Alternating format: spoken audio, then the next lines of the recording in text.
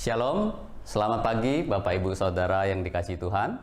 Selamat bergabung dalam channel YouTube GSKI Rehoboth Surabaya. Kami berharap melalui channel YouTube ini kita semua dapat bertumbuh bersama dalam kebenaran. Misi kami adalah menjadi gereja yang berfungsi sebagai sekolah Alkitab yang mengajarkan kebenaran yang murni. Oleh sebab itu, kiranya semua konten yang ada di dalam channel ini dapat menuntun langkah-langkah hidup kita untuk selalu berkenan kepada Tuhan. Untuk itu, jangan lupa mensubscribe channel YouTube kami dan tekan gambar loncengnya.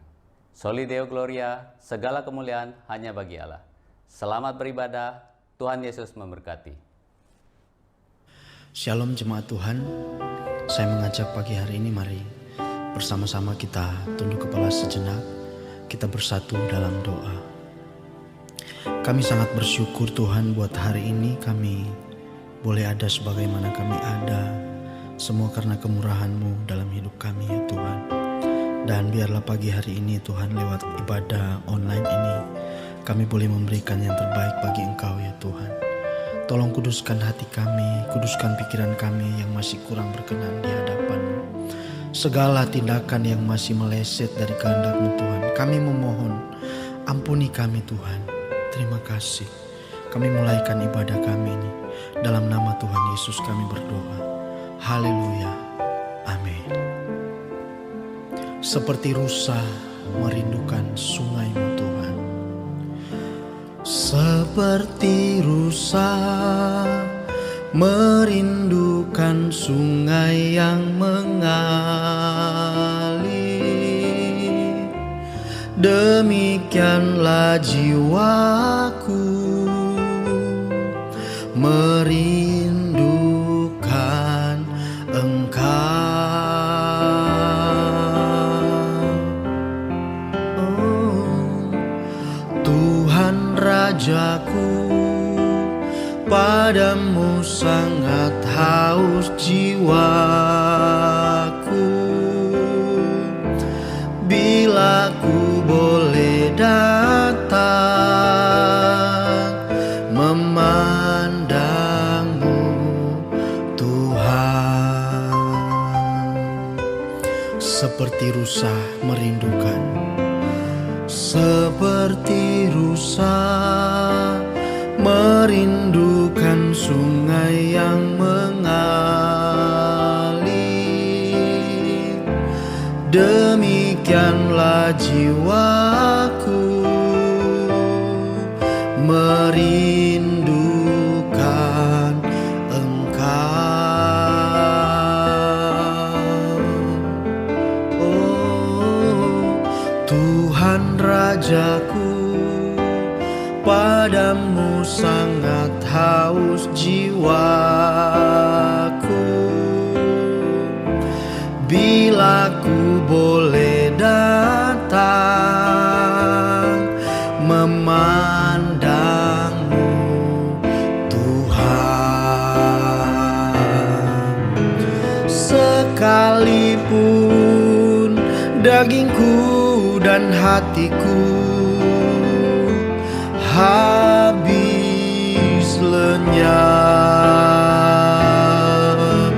gunung batuku dan bagianku tetaplah Allah selamanya. Oh, sekalipun dagingku dan hatiku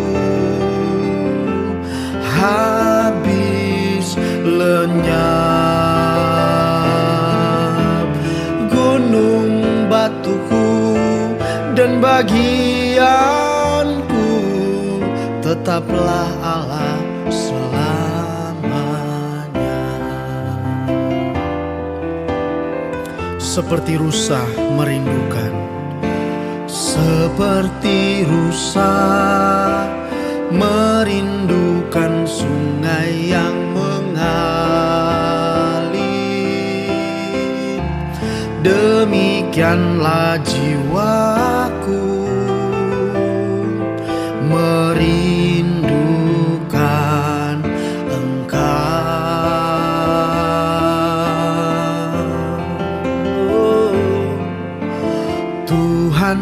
Rajaku, padamu sangat haus jiwaku. Bila ku boleh datang memandangmu Tuhan, sekalipun dagingku dan hatiku habis lenyap, gunung batuku dan bagianku tetaplah Allah selamanya. Sekalipun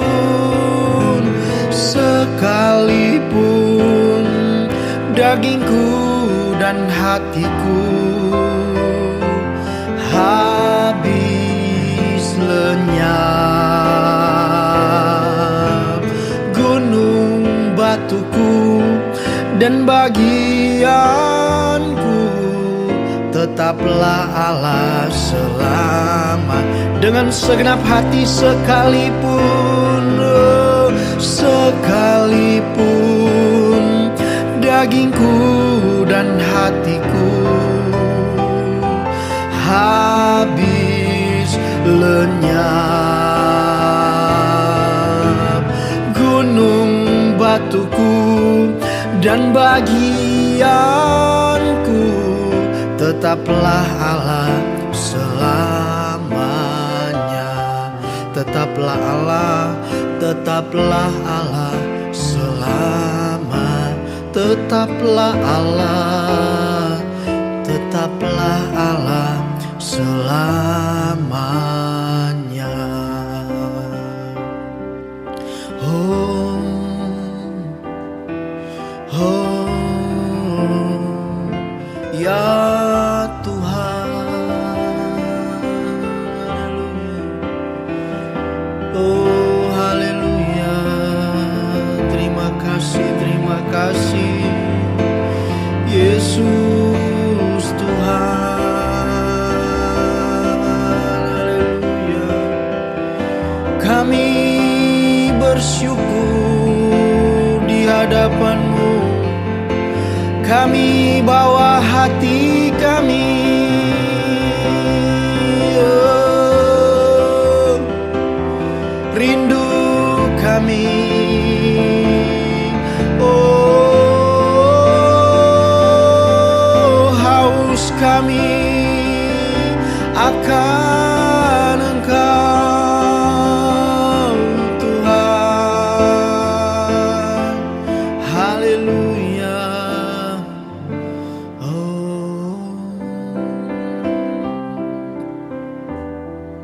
Terima kasih Tuhan. Terima kasih buat kesempatan ini ya. Terima kasih. Terima kasih. Kami bersyukur Tuhan. Sebab hanya Engkaulah yang layak.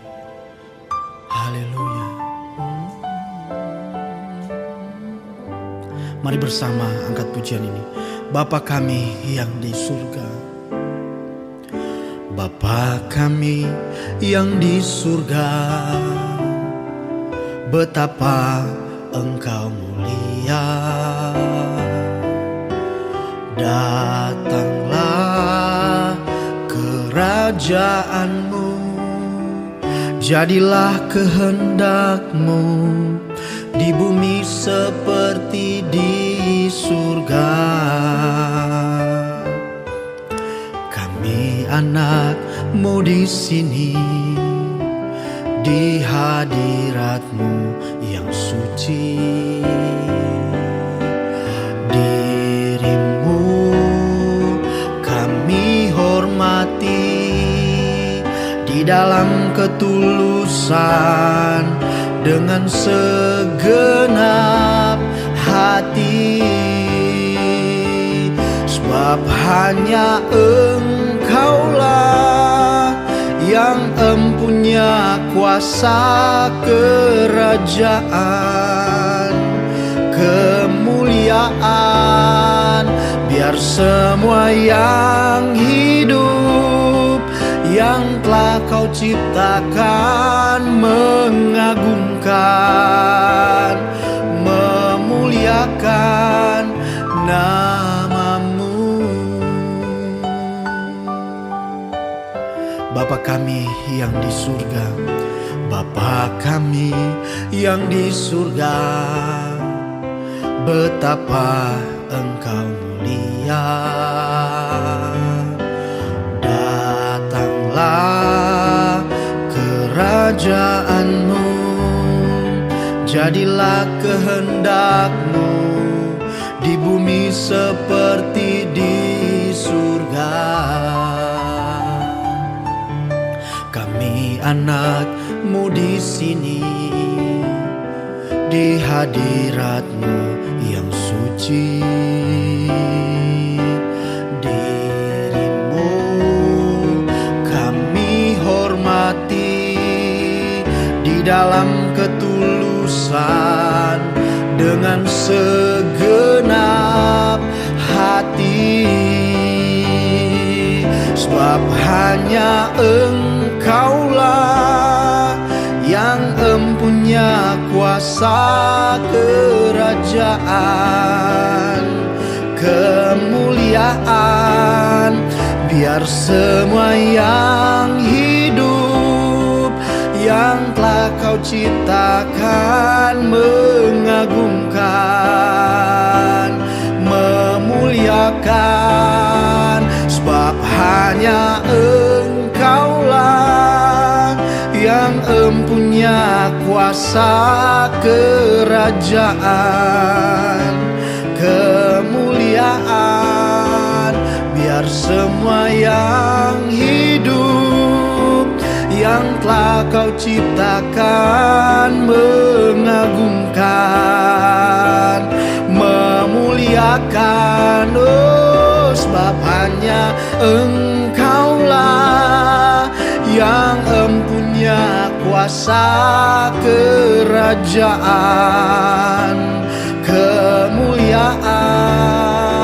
Biar semua yang hidup yang telah Kau ciptakan mengagungkan, memuliakan, mengagungkan, memuliakan, mengagungkan, memuliakan namamu.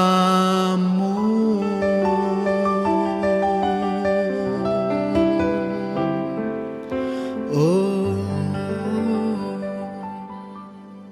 Mari kita bersatu dalam doa. Bapa, kami sungguh sangat bersyukur kalau kembali Engkau memberikan kami satu kesempatan untuk kami belajar kebenaran firman-Mu yang olehnya hidup kami dapat diubahkan. Kami butuh kuasa firman-Mu, dan kami sungguh juga membutuhkan kuasa Roh Kudus-Mu untuk menerangi hati dan pikiran kami, sehingga kami bisa dengan benar memahami dan menangkap firman-Mu, dan terlebih lagi mengaplikasikannya dalam kehidupan kami, sehingga Engkau mendapati setiap kami hidup berkenan di hadapan-Mu. Di dalam nama Yesus kami siap mendengarkan firman-Mu. Amin. Shalom jemaat GSKI Rehoboth Surabaya. Saya sungguh sangat berterima kasih buat kesempatan yang diberikan untuk saya boleh menjadi berkat lewat kebenaran firman Tuhan.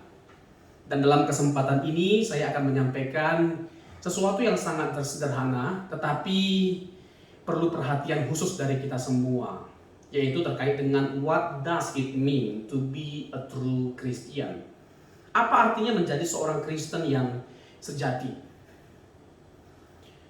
Menjadi seorang Kristen yang sejati adalah sesuatu yang harus kita gumuli dengan serius. Menjadi seorang Kristen yang sejati adalah sebuah pergumulan selama kita hidup di dunia ini. Dan itu adalah sebuah pertarungan yang hebat. Karena apa? Karena menjadi Kristen itu bukanlah sesuatu yang mudah, dan kekristenan itu bukan sesuatu yang murahan, mahal, istimewa, dan begitu berharga. Karena ini terkait dengan Allah yang mengasihi kita dan yang telah mengorbankan anaknya yang tunggal. Hal itu menunjukkan betapa berharganya kita, betapa mulianya kita, betapa istimewanya kita.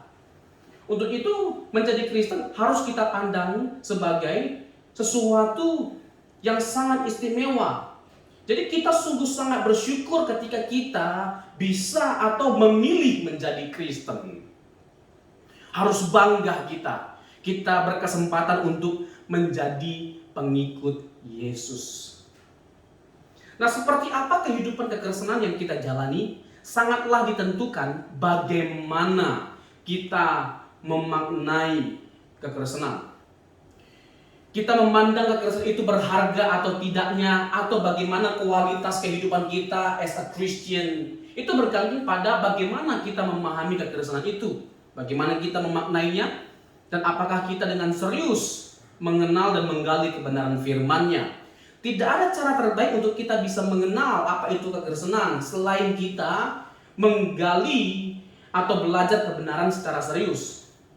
Dan harapannya kalau kita belajar kebenaran firman Tuhan dari hari ke hari adalah hidup kita semakin diubahkan.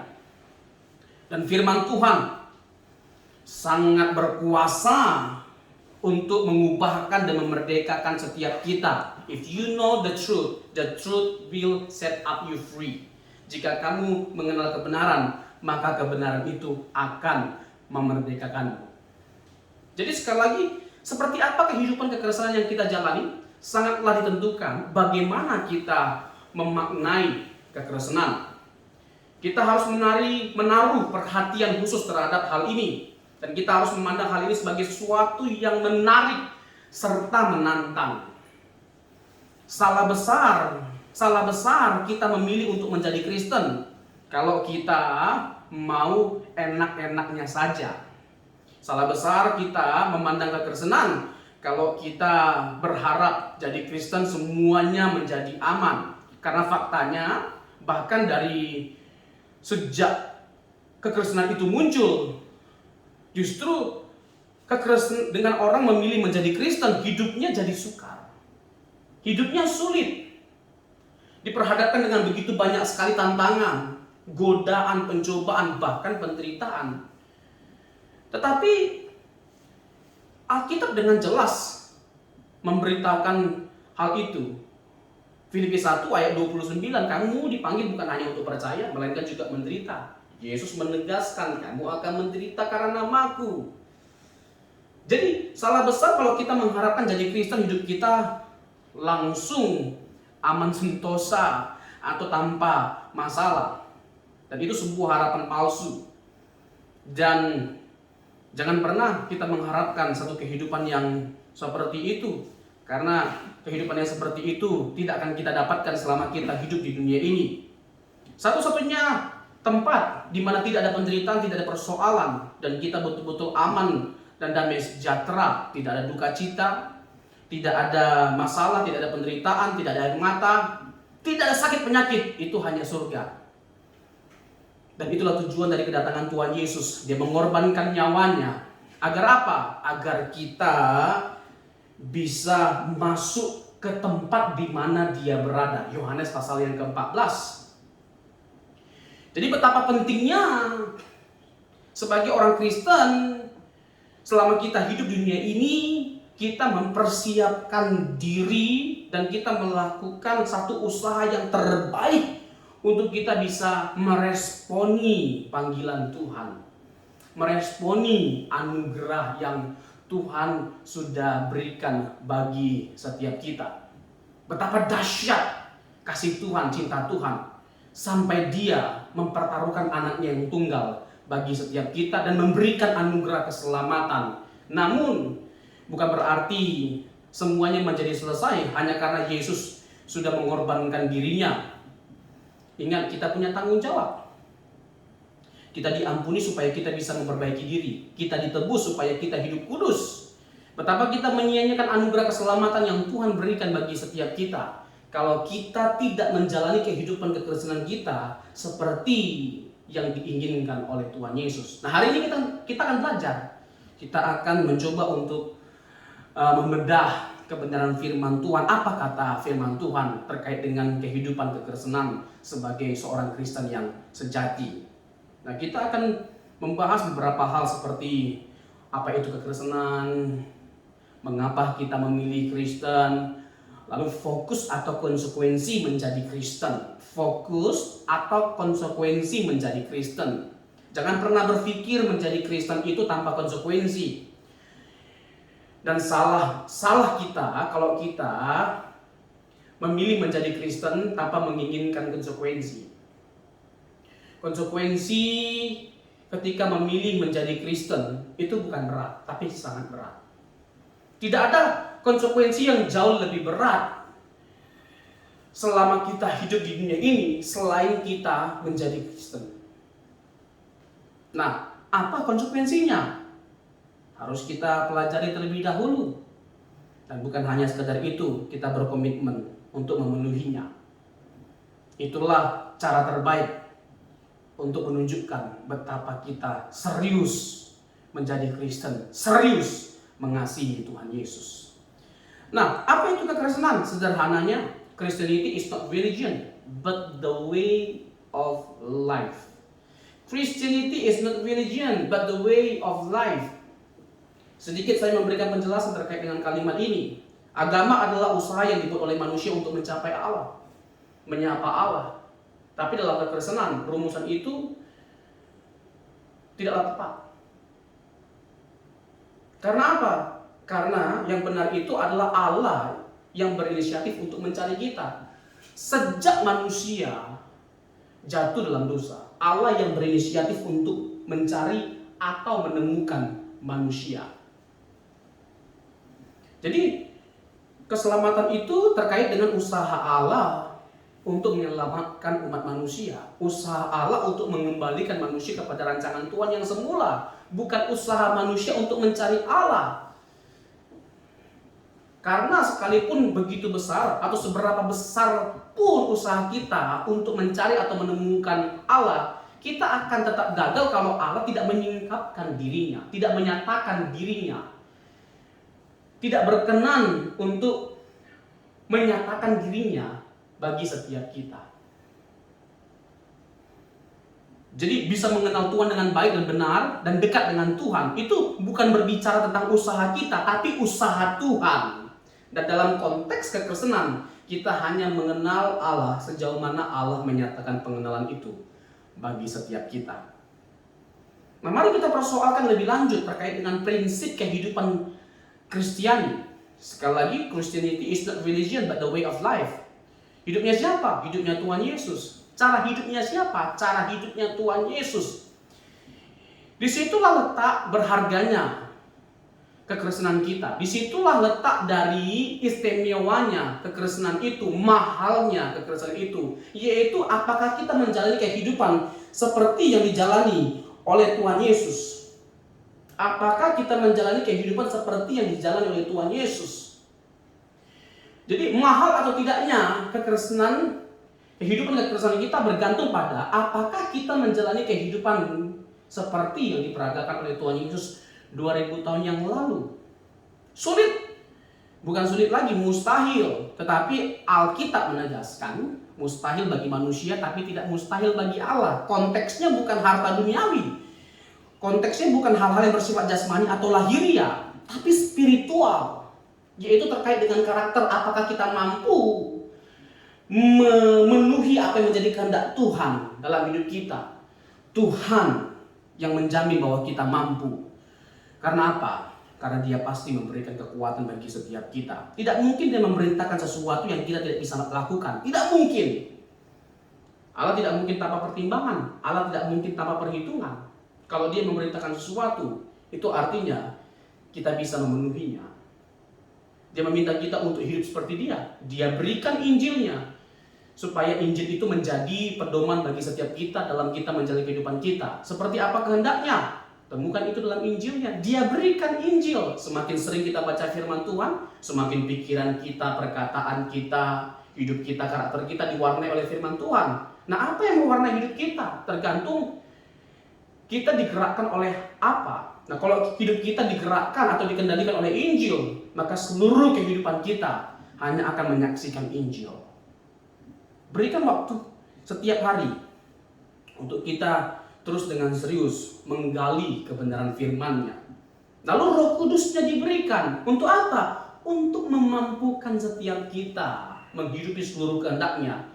Yohanes menegaskan Roh Kudus diberikan untuk menuntun kita kepada seluruh kehendak Allah.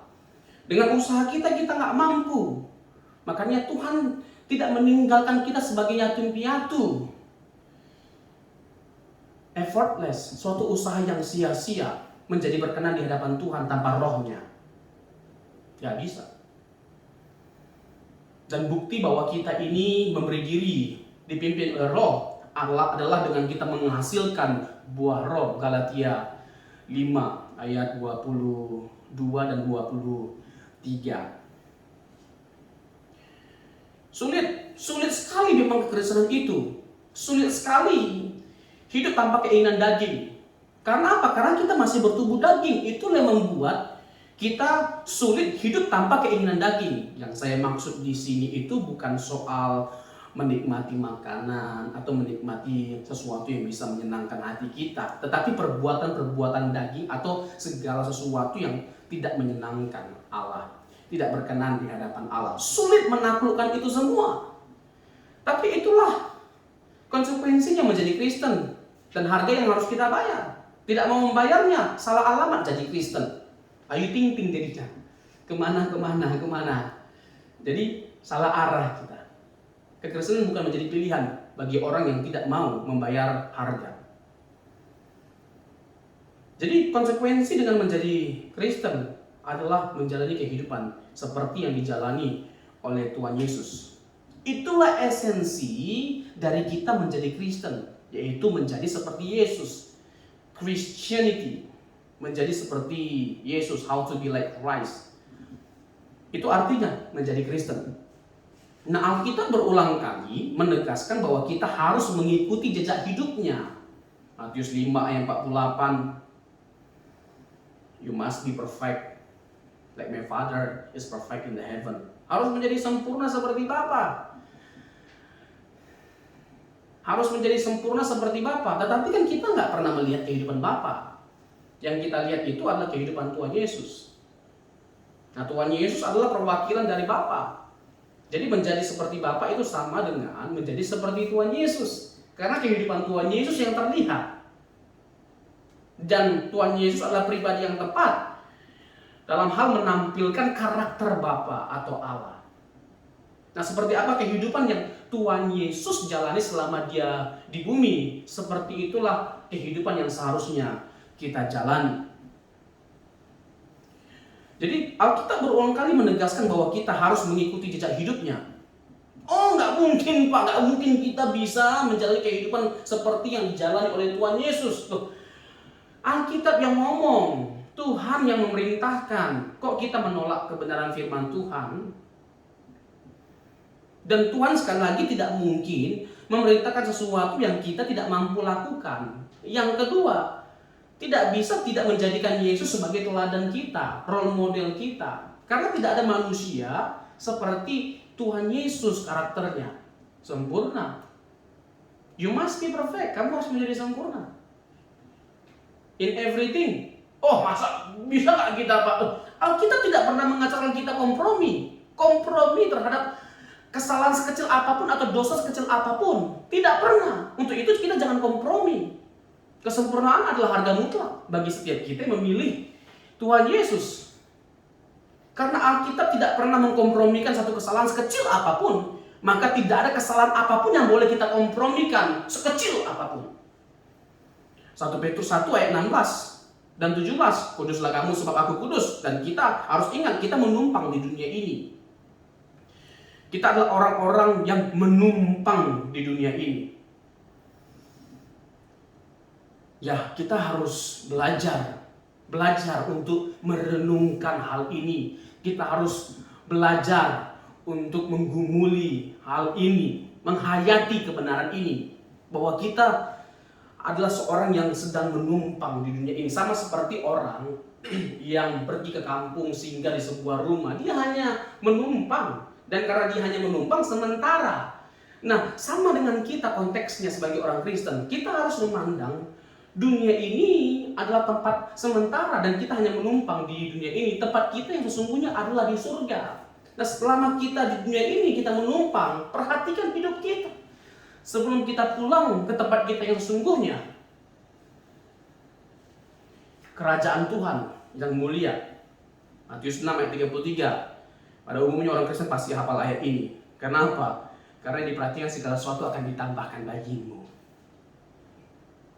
Berkatnya yang diharapkan, ya kan? Jadi ayat ini jadi ayat favorit. Sebenarnya saya kurang setuju dengan istilah ayat favorit. Nggak boleh ada ayat yang kita anggap favorit atau tidak favorit, ayat emas atau tidak ayat emas. Semua ayat itu harus kita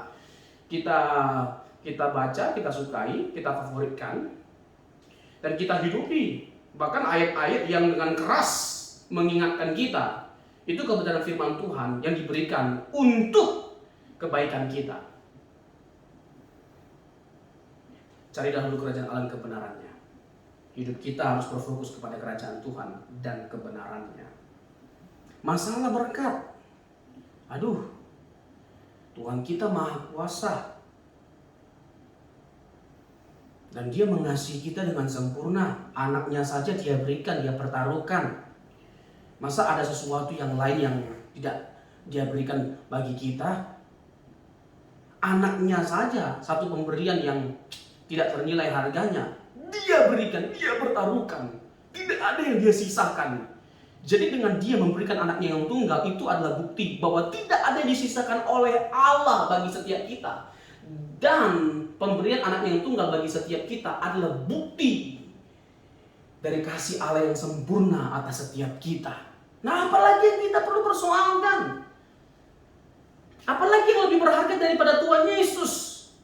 Masa ada sesuatu yang lebih kita persoalkan daripada kehidupan Tuhan Yesus? Seharusnya tidak ada.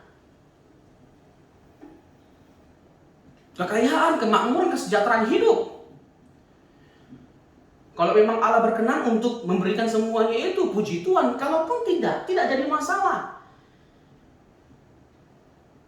Jangan jadi gelisah, jangan jadi khawatir hidup kita. Hanya karena apa? Hanya karena kita nggak bisa menikmati kehidupan seperti layaknya orang-orang dunia. Betapa beruntungnya kita menjadi Kristen. Betapa beruntungnya kita jadi Kristen. Karena apa? Dengan jadi Kristen kita punya kesempatan untuk menyenangkan hati Allah seperti yang dijalani oleh Tuhan Yesus. Tidak banyak orang punya pengertian atau konsep seperti ini, dan tidak banyak orang punya kesempatan untuk menyenangkan hati Allah dengan menghidupi kehidupan Tuhan Yesus. Disitulah letak dari beruntungnya kita menjadi seorang Kristen. 1 Petrus 1 ayat 17, 16. Terus 1 Petrus 2 ayat 21. 1 Petrus 2 ayat 21 dikatakan demikian. Sebab untuk itulah kamu dipanggil. Karena Kristus pun telah menderita untuk kamu dan telah meninggalkan teladan bagimu, supaya kamu mengikuti jejaknya. Dari ayat ini kita dapat menyimpulkan bahwa kita nggak pernah dipanggil untuk jadi orang Kristen yang hidup tanpa penderitaan. Nggak pernah. Itu juga alasan kenapa saya katakan tadi bahwa salah alamat kita dan salah kita memandang kekristenan kalau kita mengharapkan kehidupan tanpa penderitaan. Itu adalah sebuah kemustahilan selama kita menjalani kehidupan di dunia ini. Dan lebih lagi, justru panggilan kekristenan adalah menderita. Filipi 1 ayat 29 tadi, kamu dipanggil untuk menderita, bukan hanya untuk percaya.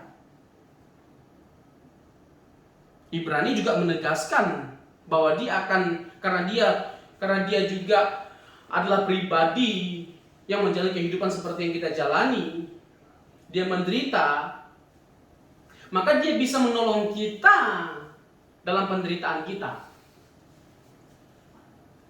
Jelas itu Alkitab tegaskan. Nah di sini, untuk itulah kamu dipanggil karena Kristus pun telah menderita untuk kamu. Untuk kamu. Jadi untuk apa Yesus mati di kayu salib? Untuk apa dia bertahan ketika dia dicaci maki, dia difitnah, dia dihina, dia diludah, dia diadili, dihakimi oleh ciptaannya sendiri. Dia disalibkan, dia dipermalukan begitu rupa. Dan tampangnya atau wajahnya pun seperti bukan lagi rupa manusia. Karena begitu luar biasanya penganiayaan fisik yang dilakukan terhadap Tuhan Yesus. Dia menerima semuanya itu dan dia menderita karena semuanya itu demi siapa? Demi kita. Bagaimana mungkin kita masih menyisakan sesuatu dalam hidup kita? Seharusnya tidak ada lagi yang kita sisahkan, semuanya kita persembahkan bagi kemuliaan Tuhan. Seharusnya tidak ada yang tersisa, karena Allah pun tidak menyisakan sedikit pun dari dirinya untuk kita. Semuanya dipersembahkan. Jadi salah satu konsekuensi untuk kita mengikut Yesus adalah kita rela untuk kehilangan segala-galanya demi Dia yang telah mempertaruhkan segala-galanya juga bagi kita. Seperti Bapa yang tidak menyisahkan apapun di dalam dirinya, di mana Dia mengorbankan anaknya yang tunggal. Dan Yesus mempertaruhkan nyawanya bagi setiap kita, bukan main-main, nyawanya. Sebenarnya ketika Allah memilih untuk menjadi manusia saja sudah membuat kita berdetak kagum. Begitu kagum. Karena dia harus berdiam dalam kandungan seorang wanita selama 9 bulan. Itu sudah sebuah pengorbanan yang luar biasa yang tidak bisa digambarkan dengan kata-kata. Dan dia harus menjalani kehidupan seperti yang kita jalani.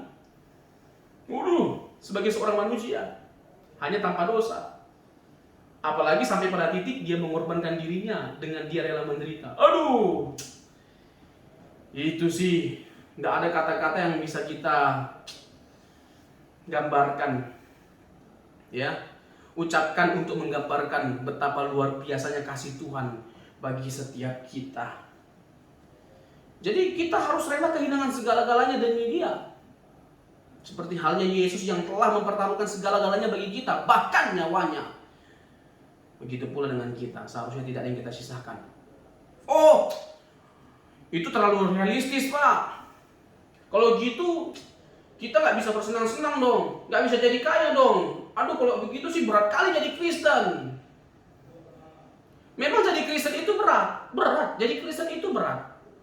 Tetapi perlu saya tegaskan, ketika kita menjadi Kristen itu bukan berarti bahwa kita tidak bisa bersenang-senang atau tidak bisa jadi kaya. Sangatlah boleh. Sangatlah boleh. Tidak ada yang melarang Bapak Ibu menjadi kaya ketika menjadi Kristen. Sangatlah salah kalau dianggap suatu kesalahan kalau kita menjadi kaya. Itu salah. Yang salah itu pertama, kalau kita menjadikan kekayaan sebagai fokus kekristenan kita. Itu salah. Dan yang kedua, sangatlah salah juga kalau kita memandang ketika kita nggak boleh jadi kaya ketika menjadi Kristen. Bisa, tetapi jangan biarkan hati kita terikat pada sesuatu apapun itu, bahkan kekayaan kita. Boleh bersenang-senang, tapi itu bukan sesuatu yang mutlak. Jangan memutlakkan sesuatu yang tidak mutlak. Yang mutlak itu hanya Tuhan dan kerajaannya. Apapun yang kita punya selama kita di bumi, semuanya akan kita tinggalkan.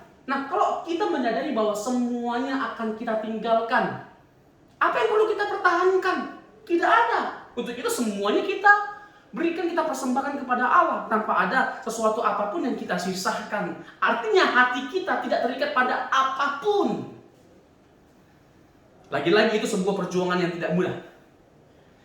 Tapi tidak ada hal yang lebih membahagiakan hati Tuhan, perasaan Tuhan, selain kita memenuhi hal itu. Persis seperti Tuhan Yesus, nyawanya dia pertaruhkan sampai pada titik terakhir. Dia berkata, Eloi, Eloi lama sabachthani.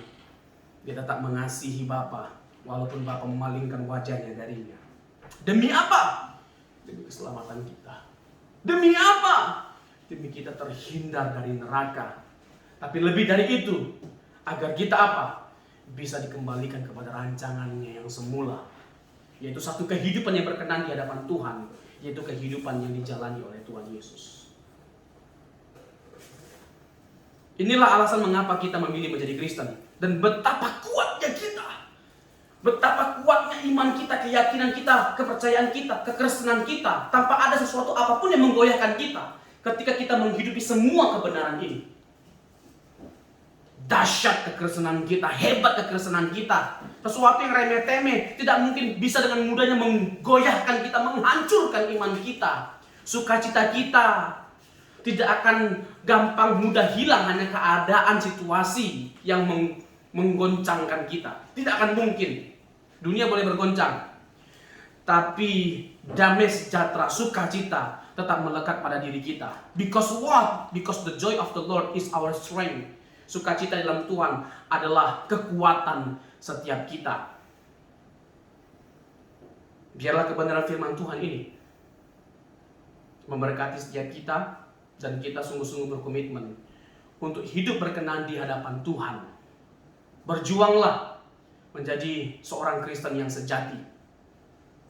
Karena itulah yang menyenangkan hati Allah, perasaan Tuhan kita, Yesus Kristus.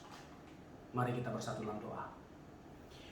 Kami telah mendengarkan kebenaran firman-Mu ya Tuhan.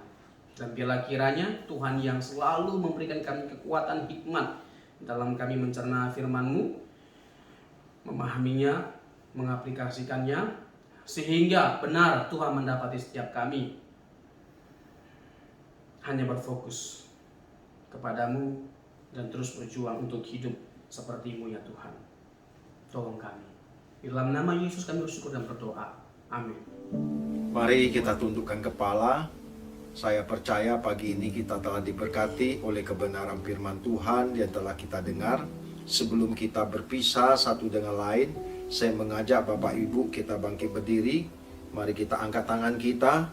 Terimalah segala berkat, kasih anugerah dari Allah Bapa, cinta kasih dari Tuhan kita Yesus Kristus dalam persekutuan Roh Kudus yang akan menyertai kita semua mulai saat ini sampai Maranatha, Tuhan Yesus datang yang kedua kali menjemput kita semua masuk dalam kemuliaannya. Amin. Amin. Tuhan Yesus memberkati.